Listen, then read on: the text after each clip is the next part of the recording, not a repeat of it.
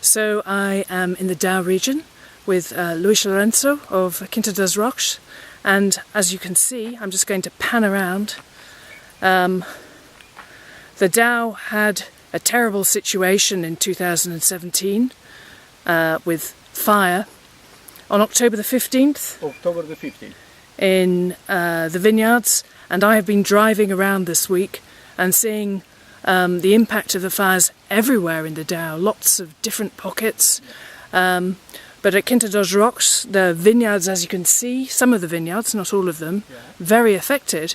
But what I'm surprised about, Luís, is we've been talking about it. I've just been tasting your samples of 2017 whites, and everything that I've tasted so far from that vintage and talking to producers, everyone is very excited by that vintage in quantity and quality. So out of this fire, tragic fire, comes some great wines.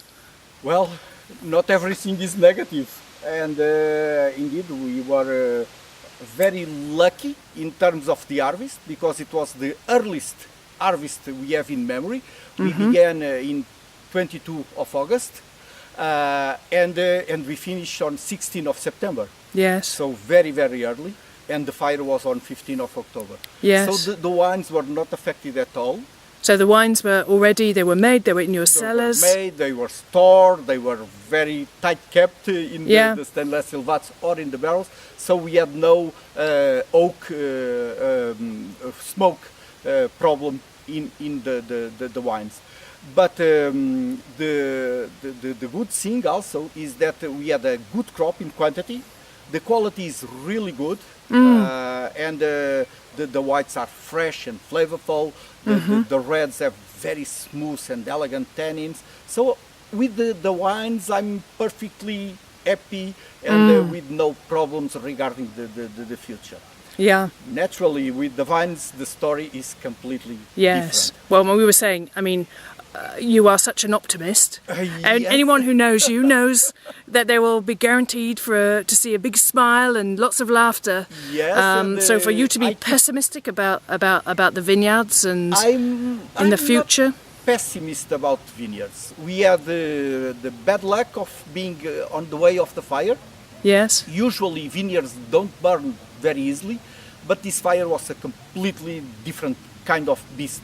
It burned pine trees and eucalyptus and vines all in its way.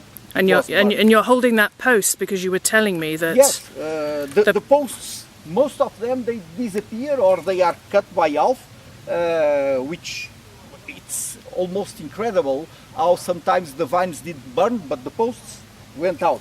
And a big expense for you in future to replace yes, naturally, the posts. Because even if this vine survives, and eventually it will survive because they are very resilient, but now we cut these and it's dry, so let's see, we don't know when we get. Here it's already a little bit more green, but until pruning time we don't know if the problem will aggravate or if it will stay like this.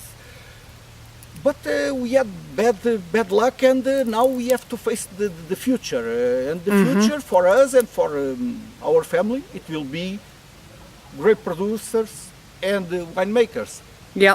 So it's a question of facing this, not optimistically, but realistically, and we have to fight back our way.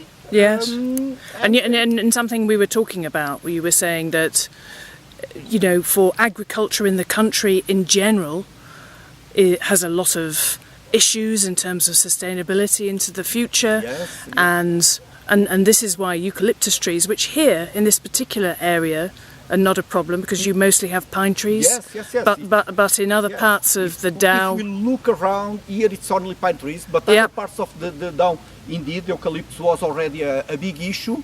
And contributed to the.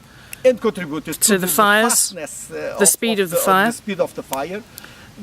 But what you were telling me is this is a cash crop, and this has been an important factor in terms of people remaining in the countryside. Here in the Down, everyone has a small plot of land, but usually when we say small, it's really, really small. Yeah. And so the best thing for the owners is to have some eucalyptus or pine trees, but mainly eucalyptus, because it's a cash flow that is assured for them.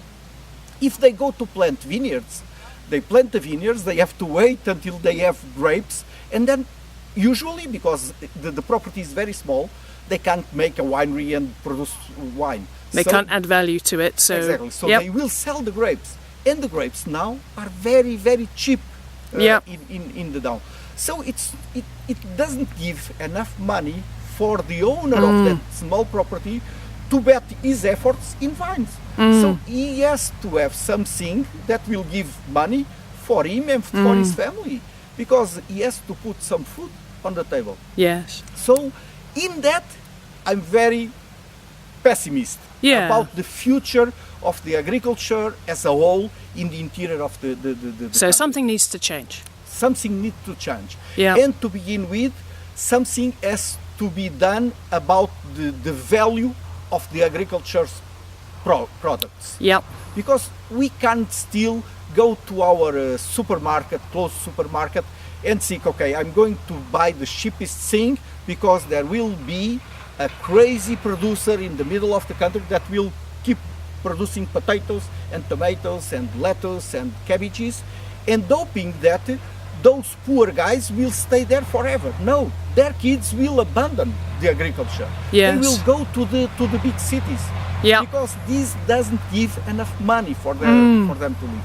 So either the whole society thinks about what they want in the future. If they want land, a big interior of the country completely abandoned by everyone, and the cities on the close to the ocean full of people with no jobs and with no work, or they want a beautiful country, because Portugal was and is really beautiful, the interior. If they want that, they have to think about valuing the work and the efforts and the sacrifices that small and little agricultures are doing every day, every year. Yes, and I mean, I certainly taste that in the great wines of Portugal. I taste that especially in this region, in the great cheeses of Portugal. Yes.